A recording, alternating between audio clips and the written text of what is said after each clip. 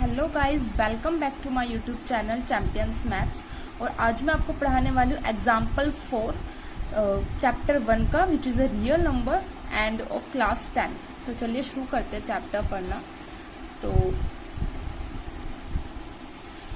Example 4, I think मैंने 3 example आपको कल पढ़ा दिए थे पिछली वीडियो में, तीनों के तीनों एग्जाम्पल, और यूक्लिड डिवीजन एल्गोरिथम भी मैं आपको पढ़ा चुकी हूँ। तो उसके बेसिस पे ये पूरा एग्जाम्पल है और आगे एक्सरसाइज 1.1 हम करेंगे आज। A sweet seller has a 420 काजू बर्फी and 130 बादाम barfi and she wants to stack them in such a way that each stack has same number and they take up the least area of a tray. What is maximum number that they can be placed in each stack for this purpose? So एक मिठाई वाला है, उसके पास 420 की काजू बर्फी है और 130 उसके पास बादाम बर्फी है, और वो उस तरीके से उनको लगाना चाहता है हर एक रो में कि हर एक रो में उसके पास सेम नंबर हो। सपोज करो कि अगर उसने एक रो में 10 लगाए हैं, ठीक है, 10 उसने काजू की बर्फी लगाई और 8 उसने बादाम की बर्फी लगाई है, तो उसको हर अलग रो में ना उसको फिर से 10 काजू की बर्फी लगानी है और 8 उसको फिर से बादाम की बर्फी लगानी पड़ेगी। फिर नेक्स्ट रो में फिर से उसको 10 काजू की बर्फी लगानी पड़ेगी और 8 उसको फिर से बादाम की बर्फी लगानी पड़ेगी।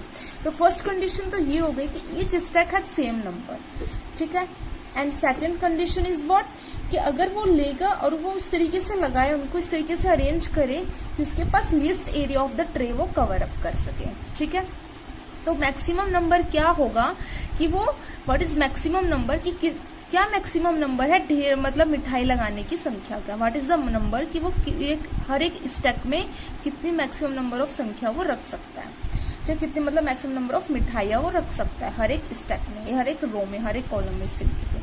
तो हम क्या करते हैं, जहां भी आपका मैक्सिमम नंबर आपको दिखे या फिर कभी भी highest number, maximum number, largest number, वहां सिर्फ आप HCF फाइंड आउट करें, ठीक है। और HCF जो भी आपको 2 नंबर दिए, आपको 420 आपको काजू बर्फी दी हुई है, 130 आपको बादाम बर्फी दी थी, इन दोनों का आप मैक्सिमम फाइंड आउट कर लीजिए, मीन्स HCF फाइंड आउट कर लीजिए, ठीक है। अगर आप इनको HCF फाइंड आउट करें, मतलब हाईएस्ट कॉमन फैक्टर कॉमन की क्या होना चाहिए कि अगर 10 इधर लगाई है तो 8 इधर लगाई है, बट कोई भी बर्फी ना फिर लास्ट में मतलब लेफ्ट आउट नहीं होनी चाहिए कि भाई इधर 2 बच गई। अगर मैं यहाँ पे सपोज करो 3-3 का रो लगा दूं, ठीक है, 3-3-3, और मेरे पास बादाम की बर्फी है 130, तो मेरे पास कहीं ना कहीं लास्ट में जाके एक बर्फी बचे, सॉरी आई मीन एक बर्फी बचेगी, क्योंकि आप तो 3-3 के अगर आप रीअरेंज करोगे 130 को तो आपके पास क्या हो जाएगा, कितने सारे मतलब 129 तो आपके पास अरेंज हो जाएगी, बट आपके 130 में से एक बर्फी आपको बचेगी ना, लेफ्ट आउट हो जाएगी। इसको मतलब कोई बर्फी बचनी भी नहीं चाहिए, और इस तरीके से हम अरेंज करें कि वो हर सिमिलर नंबर हो, हर एक रो में सेम नंबर हो हर एक बर्फी का। तो हम क्या करेंगे, इसमें यूक्लिड एल्गोरिथम अप्लाई करेंगे, जो मैंने आपको प्रीवियस वीडियो में बहुत अच्छी तरीके से समझाया था। इसके कुछ स्टेप्स होते हैं, ठीक है, कि पहले हम देखते हैं कि एक इंटीजर दूसरे इंटीजर से बड़ा है कि नहीं है, तो बड़ा है यहाँ पे, और फिर हम अप्लाई करते हैं division lemma A and B पर। ए हमारा बड़ा होता है, बी हमारा छोटा होता है, तो हमने अप्लाई किया डिवीजन लेमा, तो मतलब ए हमारा ये होता है, और हम क्या करते हैं जो छोटे वाला होता है उससे डिवाइड करते हैं बड़े वाले को, जो हमारा क्वोशिएंट होता है उसके मल्टीप्लाई करते हैं और प्लस में हम आर लिखते हैं, जो हमारा रिमाइंडर होता है। इसको इस फॉर्म में लिखते हैं ना, equal B Q plus R की फॉर्म में। बी डिवाइजर, ए डिवाइडेंड जिसको डिवाइड कर रहे हैं, क्यू हमारा क्वोशिएंट होता है और आर हमारा रिमाइंडर होता है। तो अगर हमारा रिमाइंडर 0 आ जाए तो 130 हमारा क्या हो जाता, HCF हो जाता, बट अगर रिमाइंडर नॉट इक्वल टू 0 आ जाए तो फिर से हम ये अप्लाई करते हैं डिवीजन लेमा, बट अब की बार किस पे अप्लाई करते हैं, बी और आर पर, ठीक है। तो एक बार किस पे अप्लाई करेंगे, न्यू डिवाइजर क्या है 130, रिमाइंडर क्या है 30 which is not equal to 0, इसको तो डिवीजन लेमा आप उसके बाद अप्लाई करेंगे 130 और 30 पर। 130 और 30 पर कैसे अप्लाई करेंगे कि ये हमारा ए बन जाएगा और जो आर होता है हमारा बी बन जाता है, तो फिर बी से डिवाइड करते हैं 130 को, 30 से 130 को डिवाइड किया तो क्वेश्चन 4 आया और रिमाइंडर 10 आया। फिर से हम इसकी फॉर्म में लिख सकते हैं, equal B Q plus R की फॉर्म में, इस तरीके से लिखा।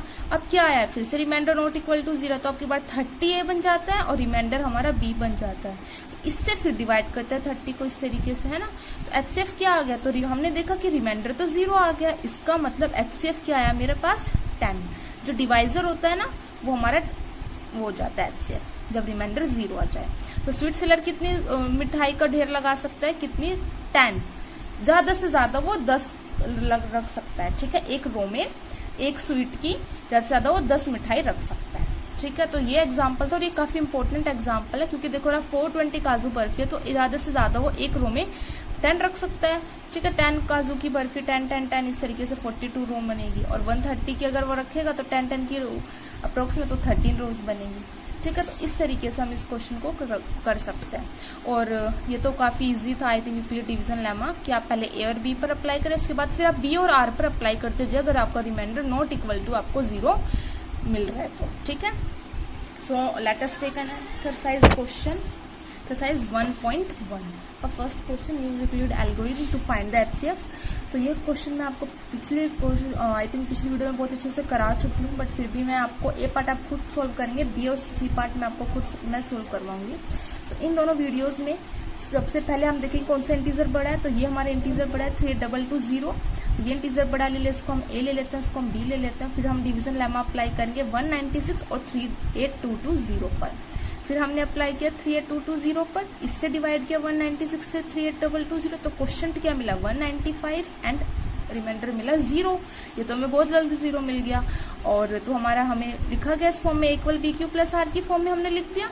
बी वो क्या होता है जिससे हम डिवाइड कर रहे होते हैं, क्यू हमारा क्वेश्चन होता है और आर हमारा रिमाइंडर होता है। तो डिवाइजर क्या है इस स्टेज पर 196, तो एचसीएफ क्या हो गया 196, ठीक है। हम कैसे करते हैं ना कि 196 से अगर हमारे यहाँ पे जैसे कुछ बच जाता है तो फिर हम उससे फिर उसको डिवाइड करते थे, अगर आपने 6th या 7th क्लास में ऐसे स्टेप्स पढ़े होंगे तो, ठीक है। तो यही हमारा यूक्लिड डिवीजन एल्गोरिथम कि अगर आपके पास रिमाइंडर नॉट इक्वल टू 0 आ जाए ना तो फिर से हम डिवीजन लेमा अप्लाई करते हैं। तो जैसे मैंने सी पार्ट है इसमें हमें 867 एंड 255, तो ये देख लेते हैं।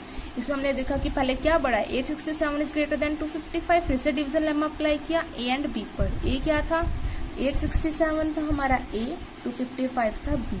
तो इससे अप्लाई किया 867 255 पर। तो 255 से जब मैंने डिवाइड किया 867 को तो मुझे क्वोशिएंट मिला 3, रिमाइंडर मिला 102। तो मैंने इसको फॉर्म में लिख दिया कि भाई ए तो किसके इक्वल है कि आप इससे इसको मल्टीप्लाई करो प्लस में रिमाइंडर लिख दो।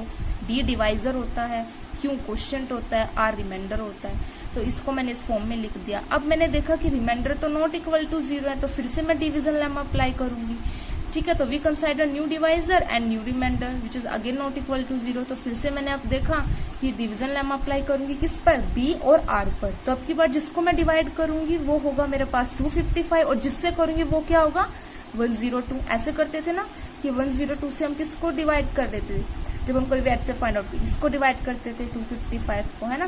फिर उसको आगे डिवाइड करते थे इस तरीके से। फिर ये हमारा 2 से डिवाइड हो जाएगा तो हमारा 51 आ जाएगा रिमाइंडर। तो मैंने जो बी था उसको ए बना लिया, जो आर था उसको बी बना लिया। बस सिंपली आपको ये लर्न करना है। स्टार्टिंग में आप ए एंड बी पर अप्लाई करेंगे, बट आगे आप याद रखेंगे कि जो बी है वो आपका ए हो जाएगा, जो आर है आपका बी हो जाएगा। तो 255 हो गया आपका ये ए, तो आपने 102 से डिवाइड किया फिर से 255 को, तो क्वोशिएंट मिला 2 एंड रिमाइंडर मिला 51। अब ये हमारा बी था, ये हमारा आर था, तो ये बी था और ये आर था। तो फिर क्या हो गया बी एंड आर था, तो फिर R not equal to again 0 है, 51 नॉट इक्वल टू 0 है। फिर से अप्लाई किया डिवीजन लेमा बी और आर पर, तो जो बी था वो ए बन गया और जो आर था वो बी बन गया। तो 51 से फिर डिवाइड किया 102 को, तो क्वोशिएंट मिला 2 और रिमाइंडर मिला कुछ भी नहीं, तो रिमाइंडर तो 0 आ गया। तो अब क्या एचसीएफ हो गया 51। जहां पे रिमाइंडर 0 आ जाए और जहां पे जो डिवाइजर होगा ना उस टाइम पे वो हमारा एचसीएफ हो जाएगा। अगर रिमाइंडर नहीं 0 आता है तो हम यही करेंगे, जो बी है उसको ए बना लेंगे, जो आर है उसको बी बना लेंगे। सिर्फ यही इसमें अप्लाई करना था। और आई थिंक मैंने आपको बी और सी पार्ट दोनों करा दिया, और आप ए पार्ट खुद ट्राई कीजिएगा। और आपको इसमें कोई भी डाउट हो तो आप मुझे मेरे कमेंट बॉक्स में लिख के पूछ सकते हैं।